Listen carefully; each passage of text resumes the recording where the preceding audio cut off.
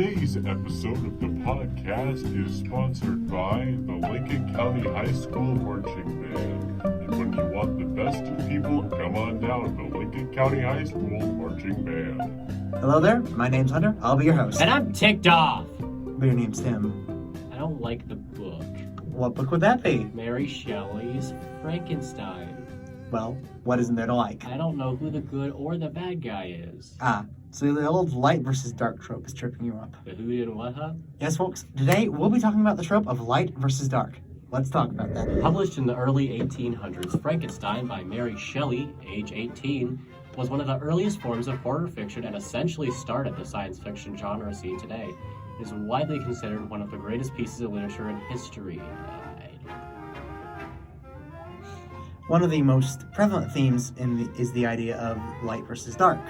Me and my partner, Timotry Theodore Brackett, Talk about butchering it.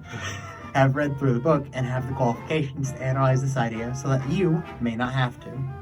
So we'll start with the monster's general loneliness and humanity, I guess. Of course.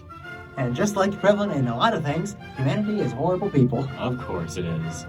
You see, in the book of Frankenstein, humanity is very against the idea of the monster, because the monster is weird looking, weird He's sounding. ugly.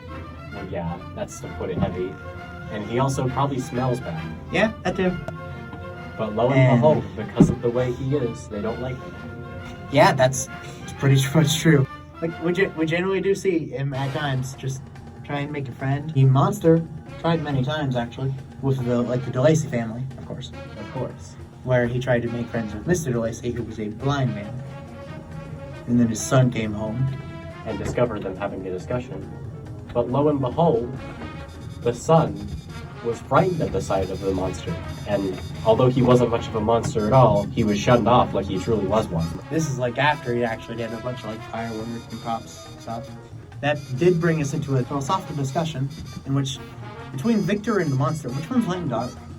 Between Victor and the monster, I'd say, in essence, Victor is supposed to be the light because he is the main character and the main-ish character. And He's the protagonist. Yes, the protagonist. He's the protagonist of the story, which in most literatures means that he is some form of good guy. The monster does raise a lot of discussion points in that he does try to be a good person, and he's shunned and hated for it.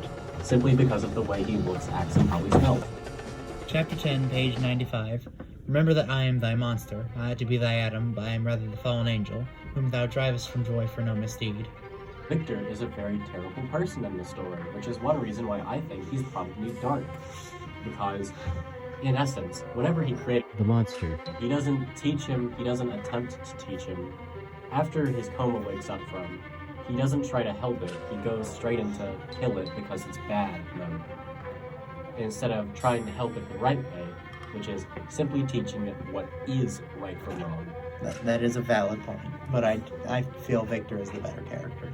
You do? Yeah, I lost sympathy for the monster after he killed Brandon, and then blamed it on Justine. Understandable. That was a deliberate choice, and he said he felt good about killing someone. Yes, but do you want to know who created the monster in the first place? Victor. Chapter 10, page 95. Do you dare approach me, and do not you fear the fierce vengeance of my arm wreaked on your miserable head? Begone, vile insect, or rather, stay, that I may trample you to dust. And oh, that I could, with the extinction of your miserable existence, restore those victims whom you have so diabolically murdered.